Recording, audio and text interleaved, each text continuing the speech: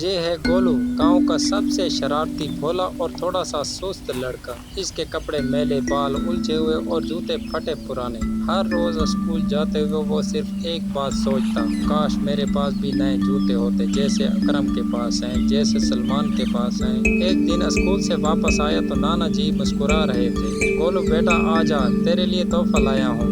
گولو نے جیسے ہی تحفہ کھولا، اندر ایک عجیب سا پرانا جوتا تھا جو ہلکی نیلی روشنی دے رہا تھا۔ نانا جی یہ کیا ہے؟ یہ تو جوتا ہے، اور وہ بھی صرف ایک۔ نانا جی نے سرگوشی کی، یہ جادوئی جوتا ہے، لیکن یاد رکھ اسے صرف ضرورت کے وقت پہننا۔ گولو ہنسنے لگا، نانا آپ بھی نا کیسی فلموں جیسی باتیں کرتے ہیں۔ مگر جیسے ہی گولو نے وہ جوتا پہنا، آسمان پر بجلی چمکی، زمین کانپی اور گولو اڑ گیا۔ اے اللہ میں کہاں جا رہا ہوں؟ یہ کیا ہو رہا ہے؟ نانا یہاں پر کس کا اختتام ہوتا ہے؟ کیا جوتا واقعی جادوئی ہے؟ گولو کہاں پہنچے گا؟